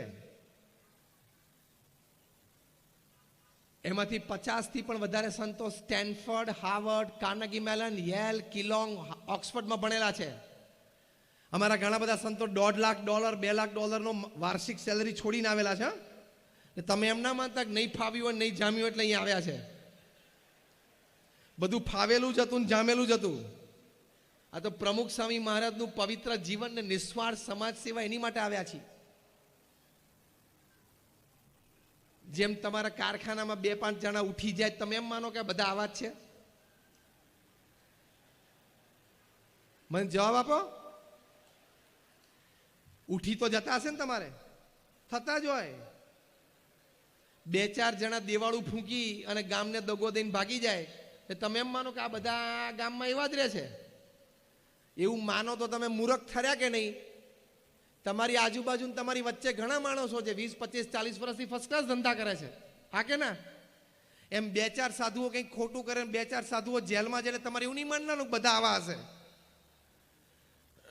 તો એ તમારી ભૂલ છે. તમે કોઈ ક્લાસરૂમમાં જાઓ, પેલા વિદ્યાર્થીને પૂછો કેટલા ટકા, તો કે 3માં ફેલ. બીજાને પૂછો કેટલા ટકા, 45. ત્રીજાને પૂછો કેટલા ટકા, તો કે 42. તમારે એવું નહીં માનેલું કે આ ક્લાસમાં 60 બેઠા બધા ડફોડ છે. એ જ ક્લાસમાં બેઠેલા 2 વિદ્યાર્થીઓ 95% વાળા છે, 5 વિદ્યાર્થીઓ 90% વાળા છે. એટલે સંત છે એ સમાજમાં આવી સમાજ સેવાઓ પણ કરી શકે. ભુજની મેં વાત કરી, આટલા બધા સંસ્કારી યુવાનો પણ તૈયાર કરી શકે. તમે અમેરિકાની ધરતી ઉપર જાઓ અને BAPS સંસ્થાના અમારા કન્વેન્શન થાય, 10,000 યુવાનો બેઠા હોય. એ 10,000 યુવાનમાંથી એક પણ યુવાન સિગરેટ ના પીતો હોય, એક પણ યુવાન ડ્રિંક ના લેતો હોય. નાના બાળકો ચ્યુઇંગમ ખાય તો પણ ઇન્ગ્રેડિયન્ટ ચેક કરે કે આમાં એક છે તો મારાથી ના ખવાય, કારણ કે મને પ્રમુખ સ્વામીએ ના પાડી છે. શું સંસ્કાર! અમેરિકાની ધરતી ઉપર જન્મેલા છોકરાઓને આ સંસ્કાર આપવા. એટલે ડોક્ટરોની કોઈ ખામી નથી સમાજમાં, એન્જિનિયરોની કોઈ ખામી નથી, ચાર્ટર્ડ એકાઉન્ટન્ટની કોઈ ખામી નથી. બધા ઢગલાબંધ છે, કારણ કે 6માંથી 15% તો નોકરી નથી. એટલે એ તો બધા બહુ છે. આપણે સારા એન્જિનિયર, સારા ચાર્ટર્ડ એકાઉન્ટન્ટ, સારા ડોક્ટરની જમાતમાં જરૂર છે. That is more important. તો એ તમને આવી સંસ્થાઓ, આવા મંદિરો આપશે, આવા સંતો આપશે. એક કપલ ડિવોર્સ નક્કી થયેલા, દિલ્હીની વાત કરું છું. બંનેના લોયરે કીધું કે તમે સાઇન કરો કે તમને મ્યુચ્યુઅલ એગ્રીમેન્ટથી આપી દઈએ. બંને સહમત હતા, બંને પ્રોફેશનલ હતા, એકબીજા પાસે કોઈ પૈસાની અપેક્ષા હતી નહીં. પતિએ પત્નીને ફોન કર્યો કે ચલો હવે આપણે પરમ દિવસે ડિવોર્સ ઓફિશિયલી લઈએ છીએ, છૂટા પડે છે, ચલો છેલ્લી એકવાર મૂવી જોઈ આવીએ. પત્નીએ કીધું મૂવી નથી જોવું, આપણે અક્ષરધામ જઈએ. દિલ્હી અક્ષરધામમાં આવ્યા. આ તો એ લોકોએ ઘટના લખીને અમને આપી એટલે અમને ખબર પડી. અને ત્યાં પ્રદર્શનો જોયા, ત્યાં રામાયણનો સ્પોટ જોયો કે રામને આજ્ઞાથી તમે વનમાં જાઓ. સીતાજીએ કીધું કે હું સાથે જઈશ, ત્યારે બધાએ કહ્યું તમારે જવાની જરૂર નથી. સીતાજીએ કહ્યું કે હું અર્ધાંગની છું, મારા પતિ અહીંયા મહેલમાં રહે અને રાજા તો હું રાણી, મારા પતિ જંગલમાં જાય તો હું જંગલમાં જઈશ. આ દ્રશ્ય જોયું, અમારા સ્પોટ ગાઈડ એનું વર્ણન કર્યું અને પતિ પત્ની બંનેને અંતરદ્રષ્ટિ થઈ. વિચાર આવ્યો, અને વિચાર આવ્યો એટલે પછી બંનેના આંખમાં આંસુ આવી ગયા. અમારા સ્પોટ બોયે કીધું કે કેન આઈ હેલ્પ યુ, તમને કંઈ મદદ કરી શકું? તો કે ના, લીવ અસ અલોન, અમને એકલા છોડી દો. બંને બહાર જઈને બેઠા અને બંને એકબીજાને કહ્યું કે આપણે ફરી વખત આપણા મેરેજને એક ચાન્સ આપીએ. પેલી બાઈને એમ થયું કે સીતાજીના વંશજમાં હું આવું છું, પેલા ભાઈને એમ થયું કે રામના વંશજમાં હું આવું છું, મારે આવા વિચારો અને આવા પવિત્ર જીવન જીવવા જોઈએ. બંનેને પોતપોતાની ભૂલ સમજાણી, અંતરદ્રષ્ટિ થઈ અને દે સ્ટાર્ટેડ લિવિંગ ટુગેધર. પ્રયોગ ખાતર બંને સાથે રાખે. એકવાર આપણે ટ્રાય કરીએ. આ 2006ની વાત, આજે 2020માં they are a happy family, એક સુખી પરિવાર છે. એટલે તમારે એમ નહીં સમજો રામાયણ ને મહાભારત બધા આટલા જૂના છે ને આજના જમાના રેલેવન્ટ નથી. It has the power. તમે જેટલા અહીંયા બેઠા છો ને બધાનો એક ચેલેન્જ અને ગેરંટી આપો. તમારા જીવનનો કોઈ પણ પ્રસંગ તમે લઈ લો, રાત્રે ઘરે જઈને ઉપાડજો, એ પ્રસંગ રામાયણ કે મહાભારતમાં ક્યાંક બન્યો જ હશે. તમે જોજો, એટલી વિશાળતા છે. સીધું જ તમને સોશિયલ કાઉન્સેલિંગ મળશે. માટે અનાદર ન રાખો. ધર્મમાં સમજણ ના પડતી હોય તો કેવું કે મને સમજણ નથી પડતી, મને પૂરું જ્ઞાન નથી, મેં આ પુસ્તકો વાંચેલા નથી. પણ દોઢ ડાયા થઈને તમાકુની પિચકારી મારી મંદિરની જરૂર જ નથી એવું ના બોલવું. એવું દોઢ ડા પણ હું ના કરું. પાનની પિચકારી ગમે ત્યાં મારી સ્વચ્છ ભારત બગડવાને, મંદિરની કંઈ જરૂર જ નથી. પણ તું મંદિરમાં આવ્યો છું, તે જોયું છે ત્યાં શું કામ થાય છે, ત્યાં સંતો રહે છે, શું કામ કરે છે ખબર છે? તો એ આટલું મોટું કામ આપી શકે છે. તમારા વ્યવસાયની દ્રષ્ટિએ ચલો એક છેલ્લી વાત કરી દઉં. મને એક જણાએ પૂછ્યું કે મંદિરની સમાજમાં શું જરૂર છે? મને એક લીટીમાં જવાબ આપો. એક લીટીમાં જવાબ આપો કે મંદિરની સમાજમાં જરૂર શું છે. મેં કહું તારી ભાષામાં તને જવાબ આપું. બસ તું કારખાના વાળો છું ને, એટલે હું તને તારી ભાષામાં જવાબ આપું. મેં કીધું એક લીટીમાં જવાબ એ છે, મંદિર્સ are the biggest employment generator industry of the country. સૌથી વધારે વ્યવસાય ઊભો કરે છે મંદિર. ખબર તમને? તમારા કારખાના નહીં. ભારતમાં 35 લાખ મંદિરો છે. એક મંદિર એવરેજ 10 જણાને કામ આપે એવું તમે સમજી લો. કારણ કે બહાર બેસીને કંકુ વેચતો હોય ને એને એમ્પ્લોયમેન્ટ મળે છે, અંદર પૂજારી હોય ને એને પગાર મળે છે, એટલે એને એમ્પ્લોયમેન્ટ મળે છે. તિરુપતિ બાલાજી કેવા મોટા મંદિરો ત્યાં તો હજારો હોય અને નાના દેરાઓ ત્યાં કદાચ 2-4, પણ એવરેજ 10 ની આવે. 35 લાખ મંદિરો છે, એવરેજ 10, એટલે 3.5 કરોડ લોકોને રોજીરોટી મંદિરો પૂરી પાડે છે. તમારા ભારતની કોઈ પણ એક ઇન્ડસ્ટ્રી લો, તમારી સિરામિક લઈ લો, તમારી વોલ ક્લોક લઈ લો, કોઈ એક ઇન્ડસ્ટ્રી 3.5 કરોડ લોકોને એમ્પ્લોયમેન્ટ નહીં આપતી હોય. Yes or no?